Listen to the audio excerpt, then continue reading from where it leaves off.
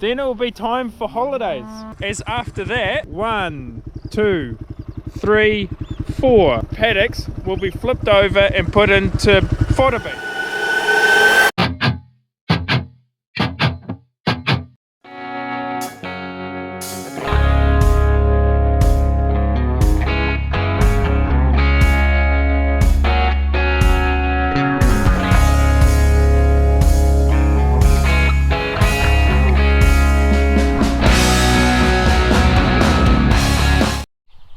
And so this is where this episode starts from. Well, as everybody knows, in early spring, it's starling season, right? Time to check for birds' nests. And so that's why the bonnet was half up last night, to stop birds from making a nest under the bonnet and on top of the engine. So that looks all pretty good.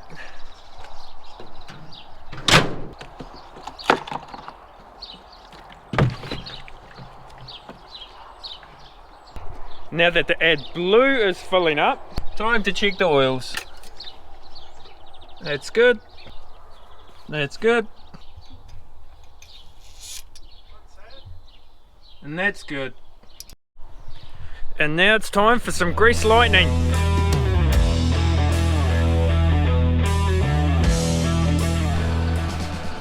Did you guys get my joke? Grease lightning?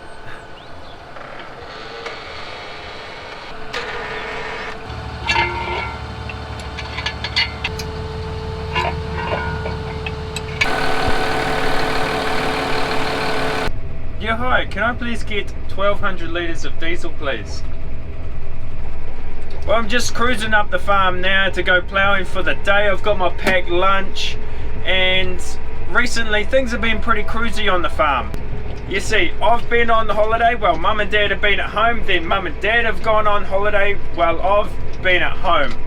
And so this is what my day looked like last week.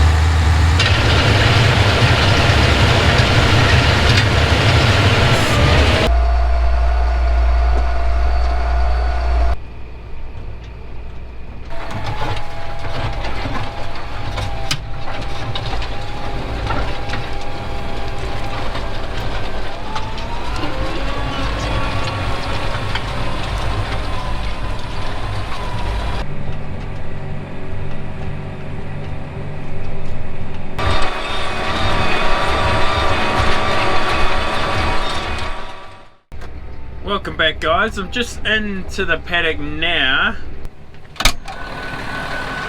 and so I'm just out of the cab now. Obviously I'm just double checking that the data or the logging system that we use for this farm to log down everything that happens is true and correct, because of course when we plow a paddock we put down in the comments which way we plowed it and which way we were flipping the soil. And if I didn't do that correctly, we'd end up with a ditch effectively beside the fence. And of course on the other side of the paddock there would be a pile up of soil next to the fence.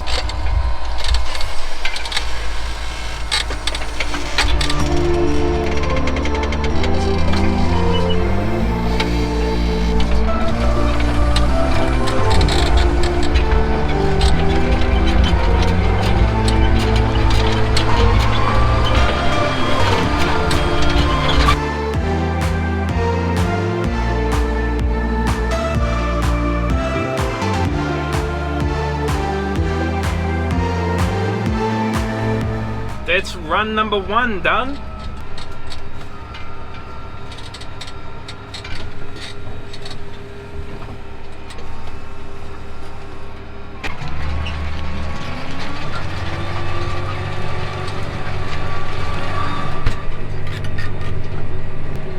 One of the main problems with having such a big plough is that it becomes cumbersome and too big in the corners, and you'll see a lot of missed spots in the headlands, especially the corners.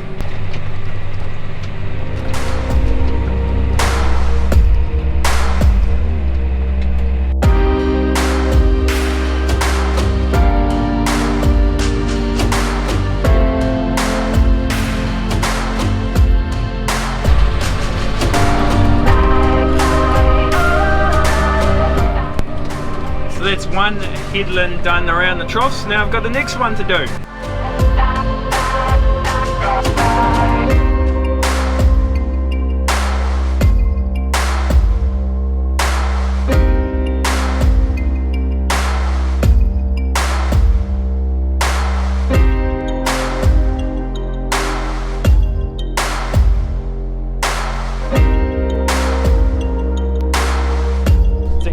In this little headland that I ploughed just before for this trough.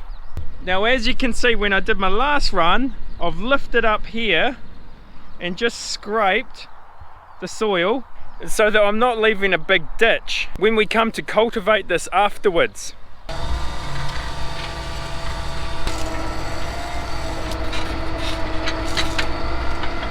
Drop it down at the last second.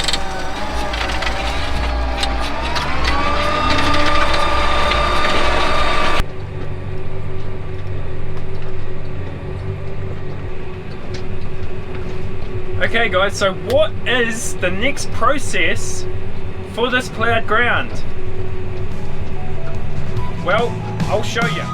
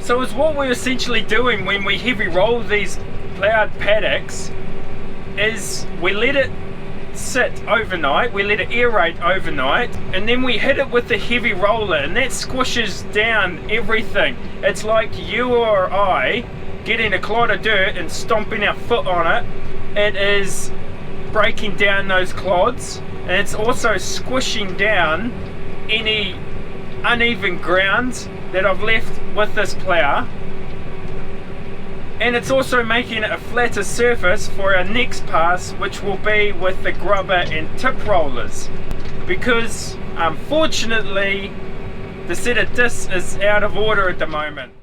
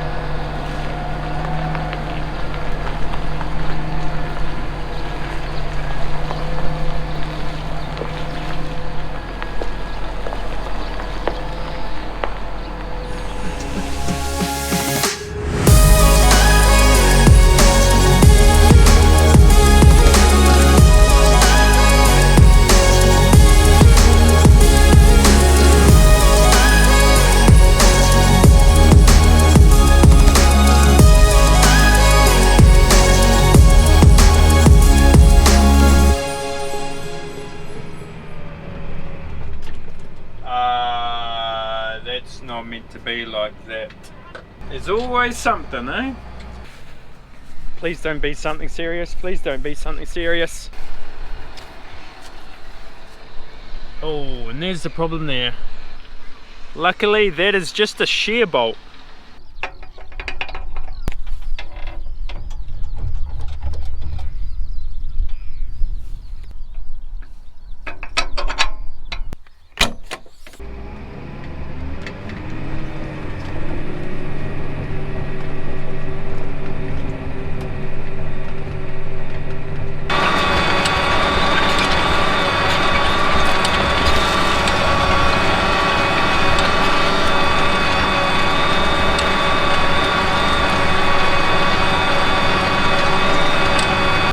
That's doing a way better job now.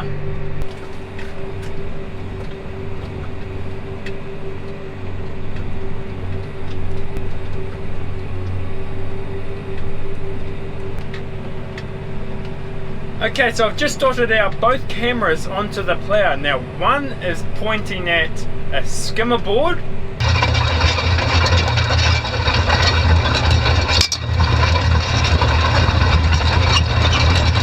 and the other is a hydraulic ram that's on the other end of this lever here. So the reason why I'm using this lever here and that hydraulic ram on the back is because this paddock isn't square. It's like that. And it's what that means is down this south end near the center pivot, I'm having to widen the plough out. And then when I go up the other end, I narrow it down, and that'll make sure I come in flush with the fence on the eastern side. So the camera that I've pointed at the skimmer board is simply showing you what the job of the skimmer is doing. Now that skimmer, because it's a different color, is because it was replaced yesterday. So this is the reason why we decided to replace it. See these lines of grass or turf up the paddock? It's because that skimmer board replaced a bigger skimmer board, and so effectively it was throwing the turf too far and it wasn't throwing it into the last furrow. Well, I guess Dad just turned me into a liar.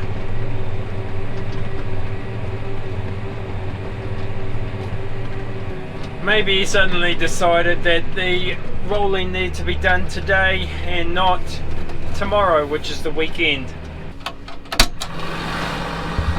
So I've noticed a little problem when I'm using this plough. This front furrow here on this side has completely different settings to this guy over here. So when I'm flipping over at each end, I'm having to readjust this hydraulic ram in here to pull that front furrow across so that it's not digging up half of the paddock and it's actually flipping the soil over quite nicely.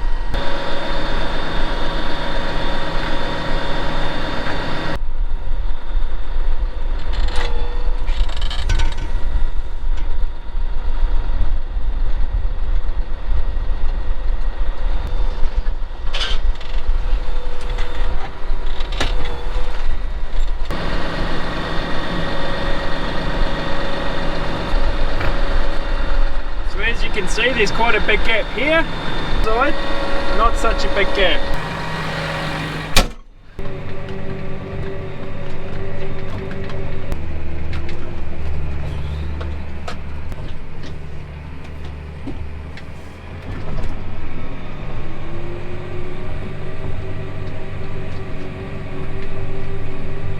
So that is heaps better now.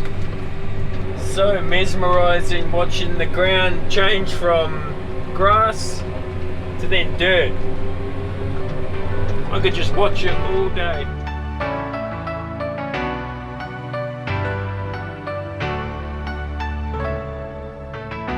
Laying in your bed, fighting ghosts in my head. Wish that I could let you go. Remember all we had. How could we get this bad? Where did we lose our glow? You live, you learn. When your heart is set to burn, fading away.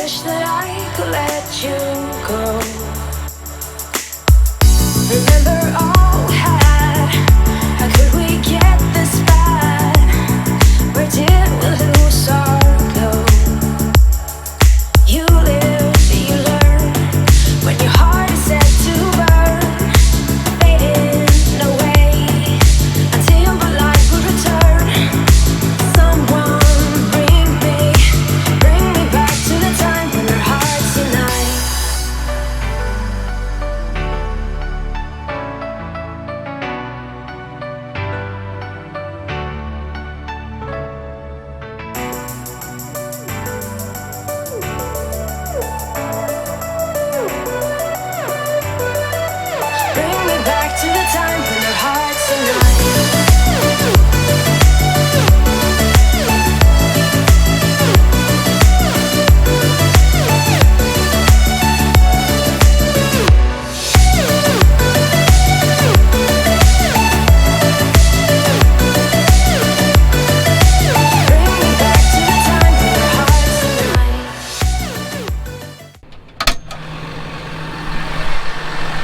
Well guys, I'm very quickly approaching the fence, so 1, 2, 3, 4, 5, 6, 7, 8, 51, 52, 53, 54. Now that we're up at the other end, and of course I've done a run to get here. I'm about here.